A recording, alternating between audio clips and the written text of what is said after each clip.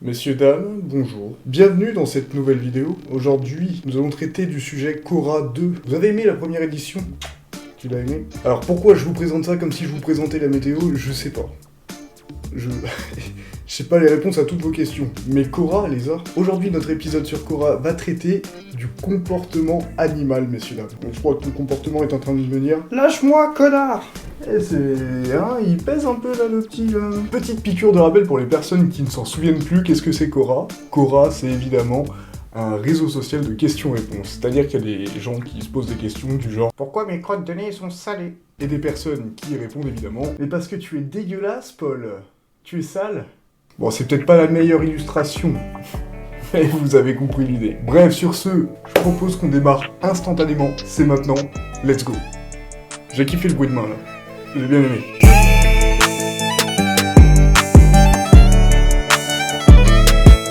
Ok, c'est parti.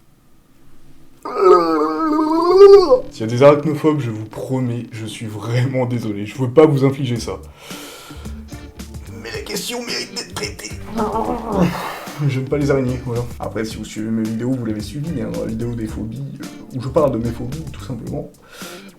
Pourquoi je parle des yeux fermés? En vrai, c'est insupportable, insupportable. On a Claire Heinrich qui pose la question: les Australiens écrasent-ils les mygales comme s'il s'agissait d'araignées de taille normale? Non, n'écrasez jamais une grosse araignée, c'est de la folie. Les grandes araignées peuvent se déplacer rapidement quand elles en ont besoin, et un pied posé sur elles les fait bouger, et se diriger vers l'endroit sombre le plus proche, comme le haut de votre pantalon. Oh, maintenant vous avez une grosse araignée dans votre pantalon. En supposant que l'araignée soit écrasée, vous avez maintenant un gros dégât sur votre chaussure et le sol que vous devez nettoyer. Si l'araignée a des bébés et qu'elle les porte, vous avez maintenant plus de 100 bébés araignées qui se bousculent sous votre pied, sur votre pied. Ah désolé, j'ai bafouillé, mais là ça me met pas bien. Je suis obligé, ça c'est mon petit rituel, c'est pour expulser vraiment tout mon dégoût que j'ai pour les araignées, et pourtant c'est tellement pratique, j'essaie de ne pas les buter. En vrai, c'est une question très intéressante, parce que nous, la plupart du temps, c'est un réflexe, très mauvais réflexe d'ailleurs, quand on a une grosse araignée noire qu'on appelle les tégénaires, vous savez, celle-là, là. Premier réflexe, on les bute, on les écrase, on leur met un coup de tapette, on leur jette un truc dans la gueule. Mais bref, on s'en débarrasse généralement. Mais en Australie, ce qu'on appelle nous les grosses araignées noires, chez eux, c'est ça. Et là, ça détend, là.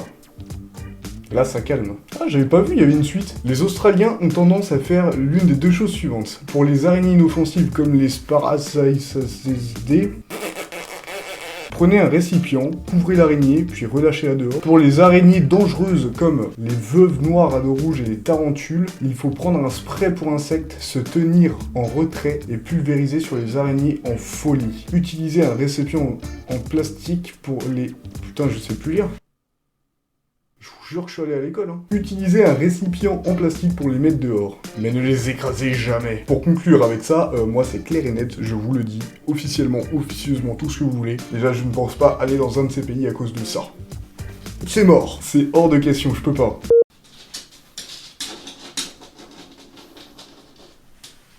Fais un petit peu plus de bruit si tu peux. Les hippopotames sont-ils les herbivores les plus puissants? De ce que je sais, les hippopotames, ça fait partie des plus gros herbivores au monde, ça c'est sûr et certain. C'est colossal, c'est stratosphérique, c'est énorme. Sachez qu'un hippopotame, c'est super dangereux. Et en plus, ça pèse 1 tonne, les gars, 1 tonne. Ils peuvent l'être. Après les éléphants, bien sûr. Peut-être aussi les rhinocéros. Cette photo bien connue peut donner une idée. Wouah. Ah, il la tège comme un malpropre, quoi. Ah ouais, dur. On dirait ma daronne quand j'étais jeune qui m'envoyait dans ma chambre pour la ranger, quoi. Même chose. Exactement la même chose.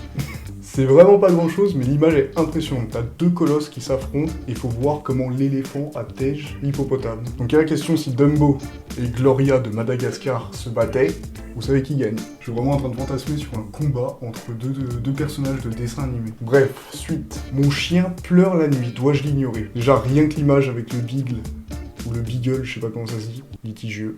Donnez-moi vos réponses. Rien que l'image, elles font le cœur, c'est incroyable. Moi, je peux pas résister à cette tête, c'est impossible. Quand mon chien me fait ça là, cette tête là, je lui cède tout, mais tout. Non, je déconne, il y a quand même des limites, hein. Eh oh, c'est moi le patron.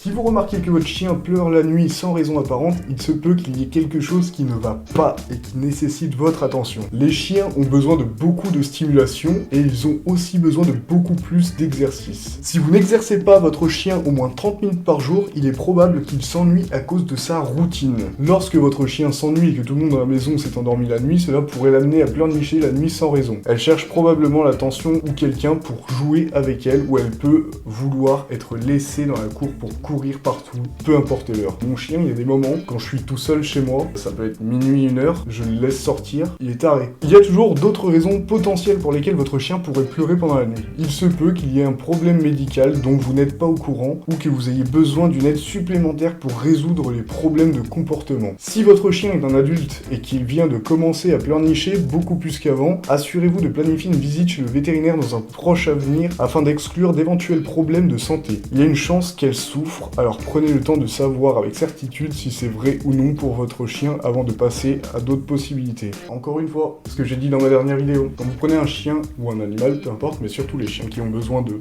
beaucoup d'attention, qui ont besoin de beaucoup de présence, ne les négligez pas. Soyez bien sûr de vouloir votre animal. Pour la simple et bonne raison que il faut le sortir, il faut jouer avec lui. Bref, alors, je peux vous dire que j'en connais un rayon. Avec Scooby-Doo à la maison, attention. Hein. Oh, je viens du sud d'un coup. Pour en revenir à ça, moi je sais qu'il y a un truc que mon chien fait, ça n'a aucun rapport avec ce qu'il dit là. Mais la nuit, il fait des cauchemars. Et comme nous, et il en fait souvent parce qu'il est très stressé. Faut savoir que mon chien a un vécu particulier, mais ça je vous en parlerai pas dans cette vidéo, je dédierai une vidéo à mon chien entièrement. Ça vaut le détour, certains d'entre vous la connaissent déjà cette histoire, mais j'ai besoin de la faire connaître au grand public. Et pour ceux qui se posent la question, je suis totalement en train de me gratter la jambe. S'il était faisable, quel serait le produit d'un accouplement homme-chimpanzé?